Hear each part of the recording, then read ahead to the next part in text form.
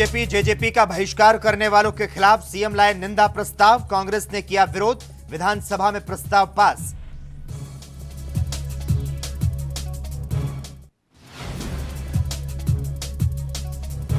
चंडीगढ़ में बीजेपी विधायक असीम गोयल ने की प्रेस वार्ता, अपने आवास के बाहर प्रदर्शन पर दिया बयान, बोले कांग्रेस ने की आंदोलन की दिशा को भटकाने की कोशिश।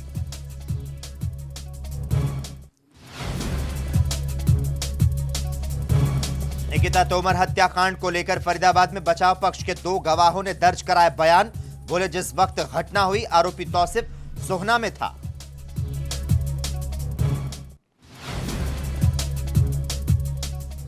और हरियाणा सरकार का बड़ा ऐलान, बंद होंगे 1057 मिडिल और प्राइमरी स्कूल, समायोजित होंगे विद्यार्थी और शिक्षक।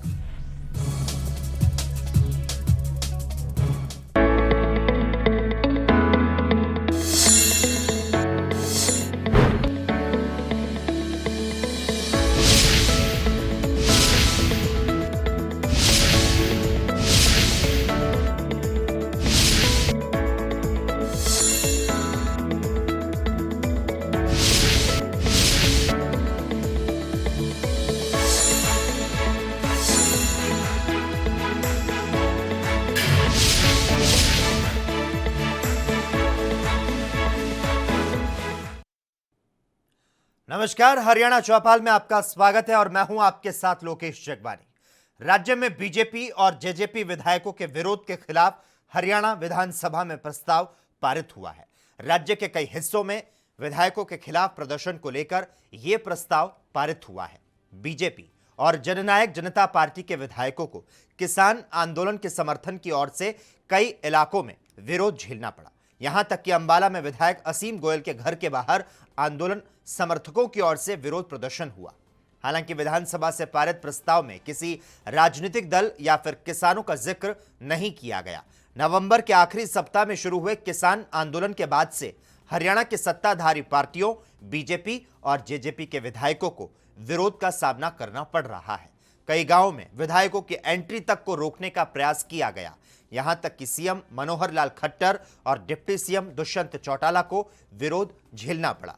कानून व्यवस्था की स्थिति के चलते हरियाणा सरकार को गणतंत्र दिवस के मौके पर अपने आधिकारिक कार्यक्रम रद्द करने पड़े थे। सीएम मनोहर लाल खट्टर विरोध की घटनाओं के चलते सोमवार को सदन में गुस्से में नजर आए और विपक्षी नेताओं से इसकी निंदा करने की अपील की। हरियाणा विधानसभा के परिसर में पंजाब के अकाली विधायकों द्वारा मुख्यमंत्री मनोहर लाल से अभद्रता करने का मामले में विक्रम सिंह मजीठिया सहित 9 अकाली विधायकों के खिलाफ चंडीगढ़ में केस दर्ज कर दिया गया है। जिन विधायकों के खिलाफ केस दर्ज किया गया उनमें मजीठिया के अलावा शरणजीत सिंह ढिल्लों, बलदेव सिंह खेरा, सुखविंदर कुमार, हरिंदर पाल सिंह चंदूमाजरा, कंवरजीत सिंह बरखंडी, मनप्रीत सिंह अयाली, गुरप्रताप सिंह, नरेंद्र कुमार शर्मा शामिल हैं। आपको बता दें, हरियाणा विधानसभा स्पीकर ज्ञानचंद गुप्ता ने चंडीगढ़ पुलिस को इसकी शिकायत दी थी।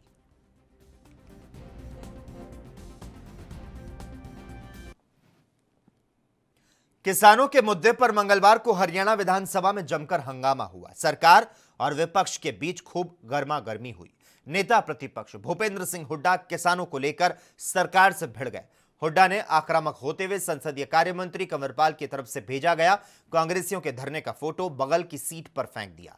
कंवरपाल सदन में फोटो के जरिए यह दावा कर रहे थे कि किसानों के धरने में कांग्रेस के पदाधिकारी बैठे हैं। उन्होंने धरने में शामिल कांग्रेसियों के नाम सदन में पढ़े। कंवरपाल ने कहा कि कांग्रेस विषमता को खत्म नहीं पैदा कर रही है। उन्होंने अंबाला शहर में धरने में शामिल कांग्रेसियों का फोटो सदन में लहराया और कहा कि किसान जो बहिष्कार कर रहे हैं क्या वह सही है। इस पर हुड्डा ने कड़ा ऐतराज जताया। हुड्डा ने कहा कानून हाथ में लेना गैर कानूनी है, लेकिन प्रदर्शन सभी का कानूनी अधिकार है। सरकार अपनी विफलताओं को दूसरों पर डालने की कोशिश कर रही है। सरकार की इतनी संवेदनहीनता मैंने जिंदगी में नहीं देखी। 300 किसान धरने पर मर चुके हैं, सरकार ने उनको लेकर एक शब्द तक नहीं कहा।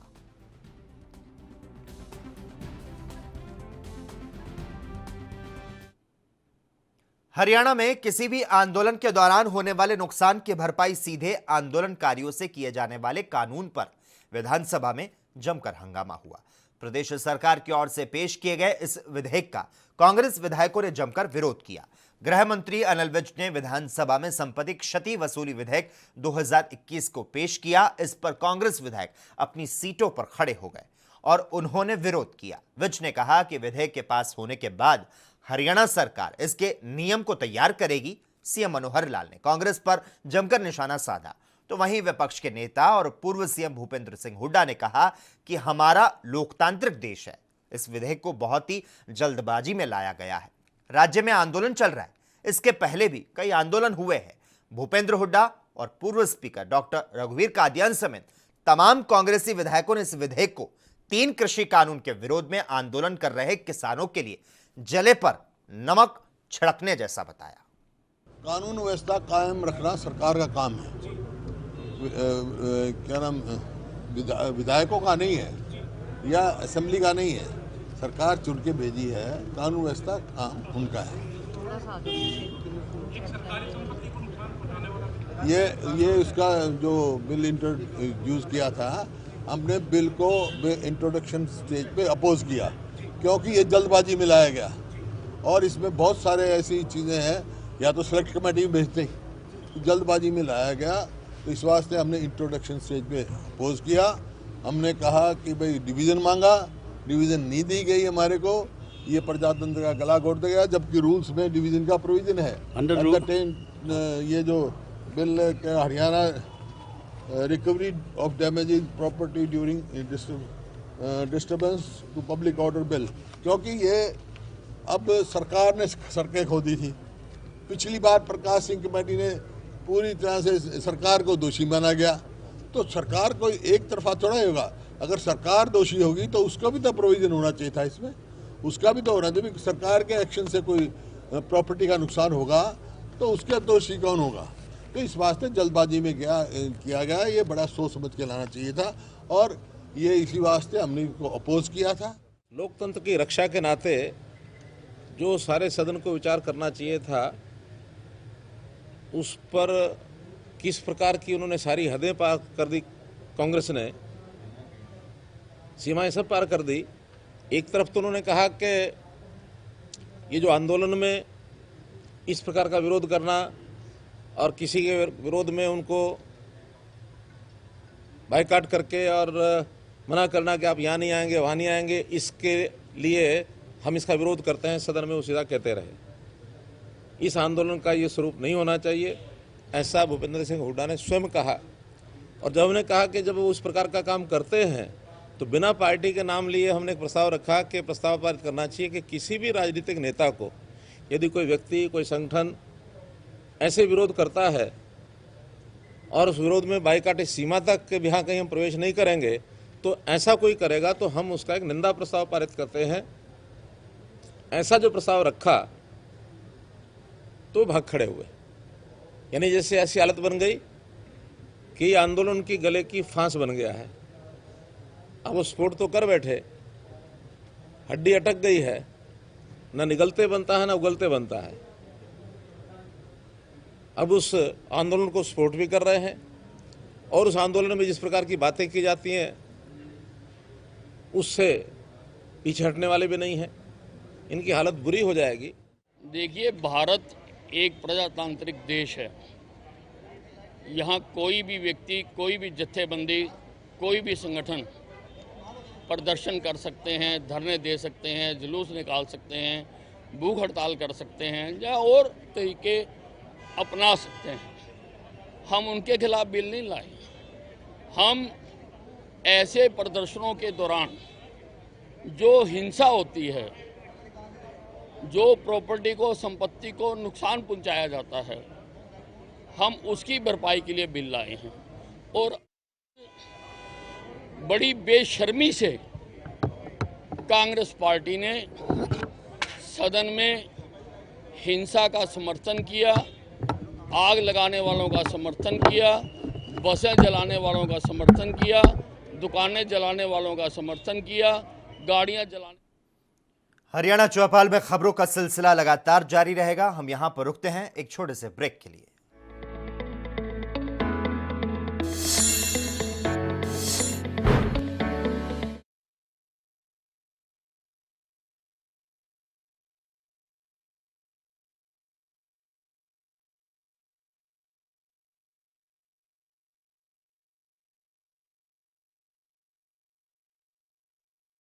क्या आप दुबले पतले कमजोर हैं, आपकी सेहत नहीं बनती? भूख कम लगती है, वजन नहीं बढ़ता? दरअसल मेन बात खाना पीना खाना नहीं है, मेन बात है खाया पिया लगना। और अगर खाया पिया लगेगा ही नहीं तो सेहत बनेगी कैसे?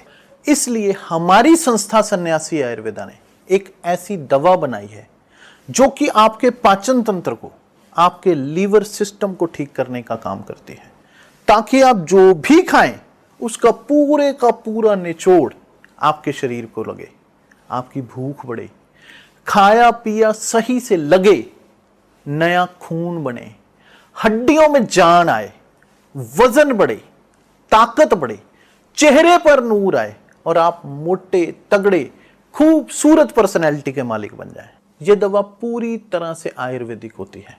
इसका शरीर पर कोई भी साइड इफेक्ट, कोई भी नुकसान या दुष्प्रभाव नहीं होता।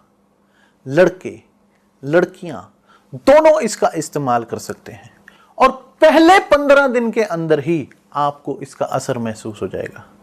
सिर्फ 650 रुपए की पूरे 1 महीने की दवा होती है और आप इसे घर बैठे 01145454545 पर फोन करके दवा मंगवा सकते हैं।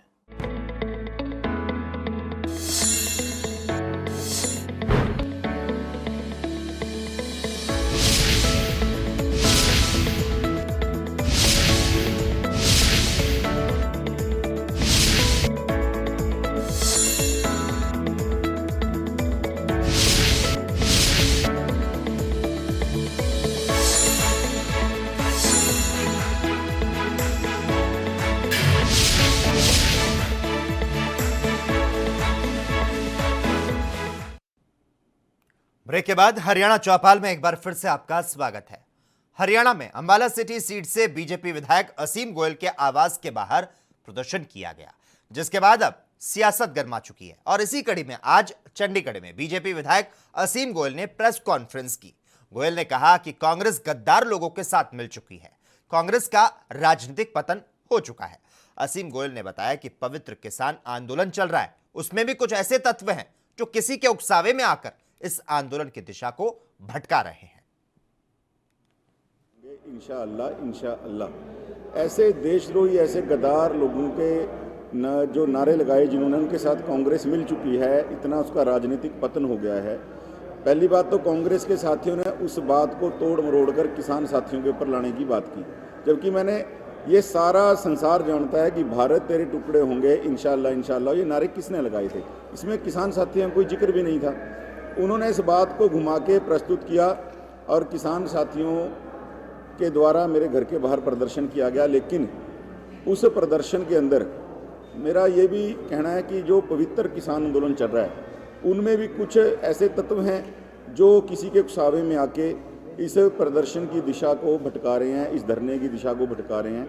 और कल हुड्डा साहब ने बड़ी जिम्मेवारी से कहा कि कांग्रेस का एक भी कार्यकर्ता किसी को उकसाने का काम नहीं कर रहा। मैंने तो कल कांग्रेस साथियों का नाम नहीं लिया था, लेकिन कादियान साहब जब खड़े हुए तो मुझे मजबूरी में बोलना पड़ा। और आज मैं ये आपके चैनलों के माध्यम से ये एक फ़ोटो दिखाना चाहता हूँ कि उस प्रदर्शन के अंदर जहाँ मुझे मारने की धमकियाँ दी गई, जान से मारने की, कि 302 या तेरे ऊपर लगेगी या मेरे ऊपर लगेगी, उस प्रदर्शन की फ्रंट लाइन में जितने चेहरे बैठे हैं ये सब कांग्रेसी नेता हैं। इनके डेजिग्नेशन, इनके नाम, ये विद प्रूफ मैं आज आपके चैनलों के माध्यम से इस हरियाणा की पूरी जनता को दिखाना चाहता हूँ। क्या क्या नाम है sir?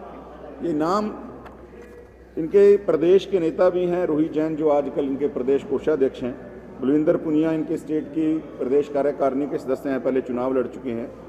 Harinder Punia x MC हैं, देवराज देब्बा एक्स एमसी हैं, तरुण चुग इनके एक्स डिस्ट्रिक्ट प्रेसिडेंट हैं, देवेंद्र बजाज इनके स्पोक्स पर्सन हैं। यानी आप सदन के अंदर कुछ बात करोगे और सदन के बाहर कुछ बात करोगे।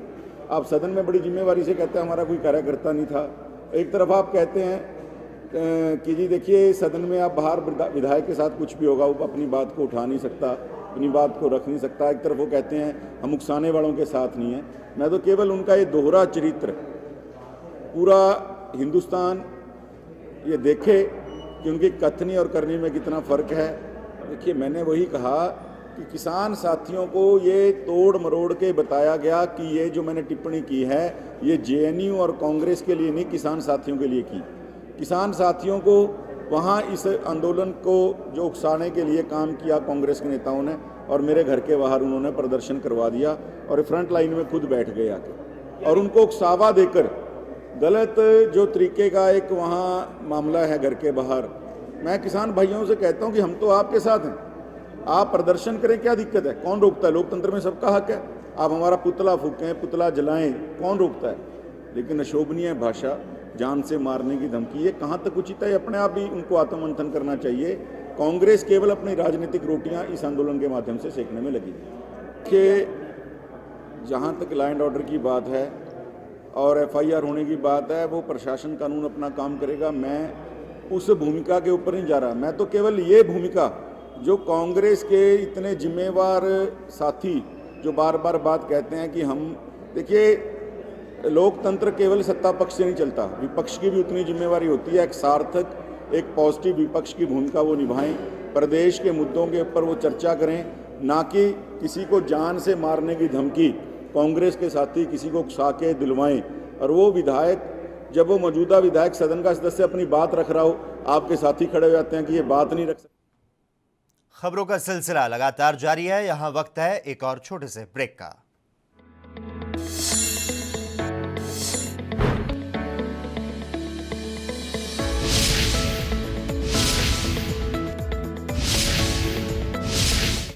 क्या आप दुबले पतले कमजोर हैं, आपकी सेहत नहीं बनती, भूख कम लगती है, वजन नहीं बढ़ता? दरअसल मेन बात खाना पीना खाना नहीं है, मेन बात है खाया पिया लगना। और अगर खाया पिया लगेगा ही नहीं तो सेहत बनेगी कैसे? इसलिए हमारी संस्था सन्यासी आयुर्वेदा ने एक ऐसी दवा बनाई है जो कि आपके पाचन तंत्र को, आपके लीवर सिस्टम को ठीक करने का काम करती है, ताकि आप जो भी खाएं उसका पूरे का पूरा निचोड़ आपके शरीर को लगे, आपकी भूख बढ़े, खाया पिया सही से लगे, नया खून बने, हड्डियों में जान आए, वजन बढ़े, ताकत बढ़े, चेहरे पर नूर आए और आप मोटे तगड़े खूबसूरत पर्सनैलिटी के मालिक बन जाएं। यह दवा पूरी तरह से आयुर्वेदिक होती है। इसका शरीर पर कोई भी साइड इफेक्ट, कोई भी नुकसान या दुष्प्रभाव नहीं होता। लड़के लड़कियां दोनों इसका इस्तेमाल कर सकते हैं और पहले 15 दिन के अंदर ही आपको इसका असर महसूस हो जाएगा।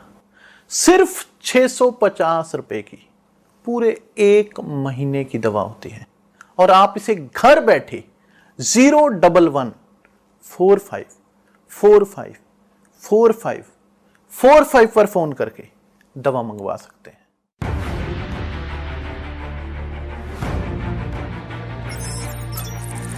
खबर चाहे सियासत की,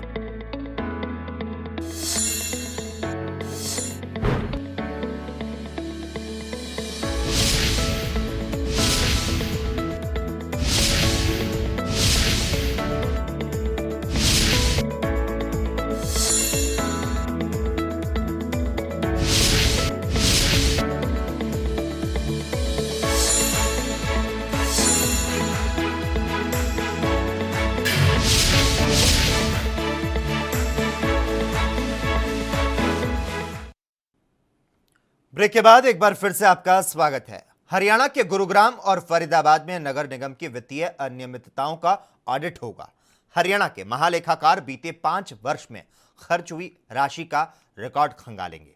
फरीदाबाद नगर निगम के एलईडी घोटाले की भी उच्च स्तरीय जांच होगी।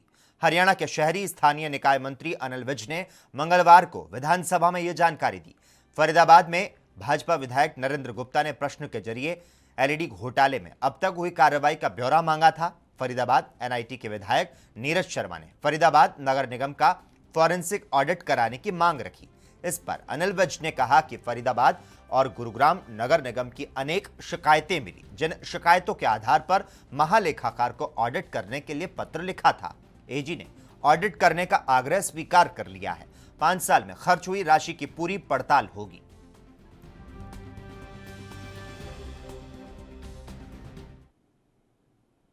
हरियाणा के फरीदाबाद जिले के बहुचर्चित निकिता तोमर हत्याकांड में बचाव पक्ष की ओर से मंगलवार को 2 गवाह कोर्ट में पेश हुए, जिन्होंने अपने बयान दर्ज कराए। गवाहों ने कोर्ट को बताया कि पुलिस जिस दिन और समय वारदात को अंजाम देने की बात कह रही है, उस समय मुख्य आरोपी तौसिफ सोहना में मौजूद था।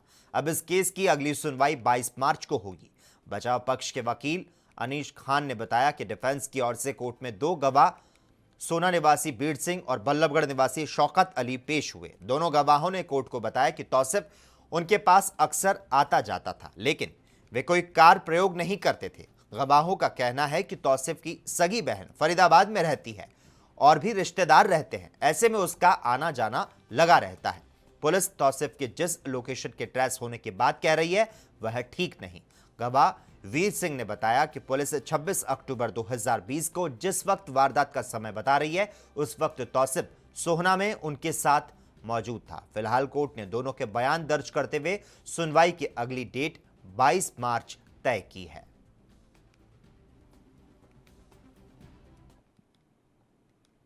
हरियाणा के मुख्यमंत्री मनोहर लाल के आवास पर कोविड-19 ने दस्तक दे दी है। चंडीगढ़ में मुख्यमंत्री आवास के 2 कर्मचारी कोविड-19 पॉजिटिव पाए गए हैं। रूटीन प्रक्रिया के तहत सीएम आवास पर तैनात कर्मचारियों के सैंपल लिए गए, बाकी कर्मचारियों की रिपोर्ट आना बाकी है। वहीं चंडीगढ़ में सोमवार को 148 नए कोरोना संक्रमित मिले। हालांकि 2 दिन से कोरोना से किसी व्यक्ति की मौत नहीं हुई। वहीं ठीक होने पर 70 लोगों को अस्पताल से छुट्टी दे दी गई है। सोमवार को सर्वाधिक संक्रमित सेक्टर 41 से 12 और सेक्टर 38 से 11 लोग सामने आए। इनके अलावा सेक्टर 2 में 2, सेक्टर 22 में 6, सेक्टर 32 में 9, सेक्टर 45 में 5 लोग कोरोना संक्रमित मिले।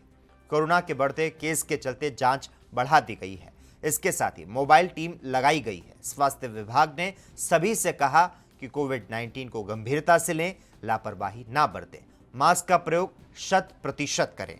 आपको बता दें, सोमवार को 1765 लोगों की जांच की गई, उनमें से 148 लोग संक्रमित मिले। अब तक कोरोना से 358 लोगों की मौत हो चुकी है, जबकि 23,244 लोग संक्रमित मिल चुके हैं।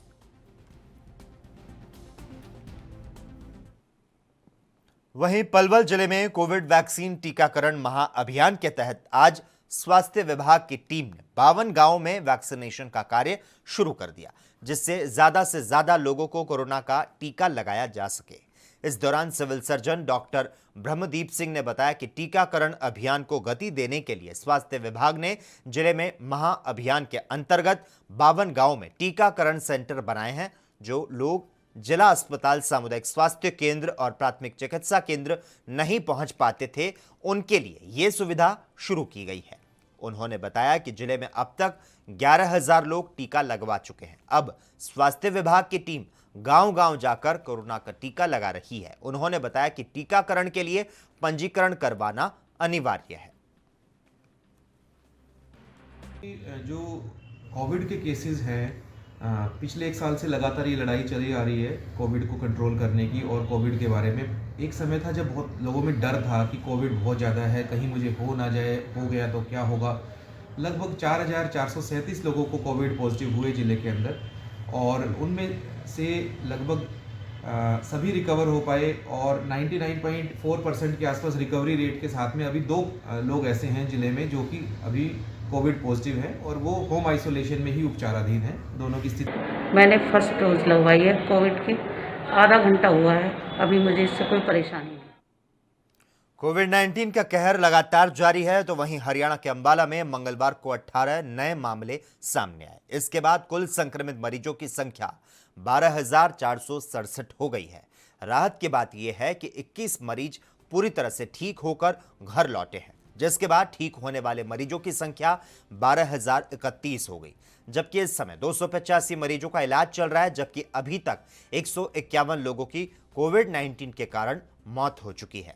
Civil surgeon doctor Kuldeep Singh ने बताया कि 1 मरीज सिरसगढ़, 1 सोंटा, 1 पालिका विहार अंबाला सिटी, 2 मिलाप नगर, 1 मलिक पैलेस, 1 परशुराम कॉलोनी, 1 पारस नगर और अन्य जगहों से संक्रमित मरीज मिले हैं।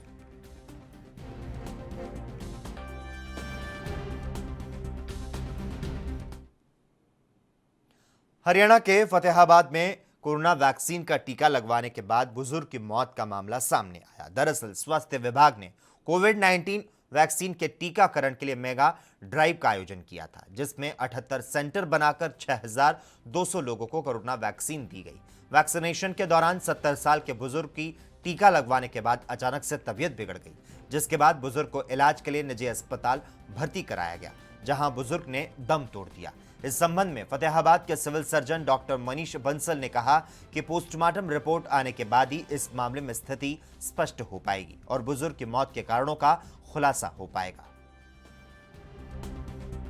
वैक्सीनेशन डे था जिसमें हम सारे डिस्ट्रिक्ट में कोरोना की वैक्सीनेशन कर रहे थे। उसमें एक कैंप का सेशन MP सोतर में भी लगा हुआ था और वहाँ पे जो बेनिफिशरीज थे उनमें से एक बेनिफिशरी श्री जगीर सिंह जो कि लगभग 70 वर्ष की उम्र के थे, उनको भी वैक्सीनेट किया गया था और वो घर चले गए थे। उसके बाद उनको घर जाके उनकी तबीयत खराब हुई और जैसे ही हमारे हेल्थ टीम को उसके परिवार वालों ने उसकी सूचना दी तो उनको साथ लेके वो हॉस्पिटल में शिफ्ट किया और फर्स्ट एड देने के बाद तो पता चला कि उनको हार्ट अटैक हुआ और फिर उनको कार्डियोलॉजी यूनिट जिंदल हॉस्पिटल में वहाँ पे शिफ्ट किया गया।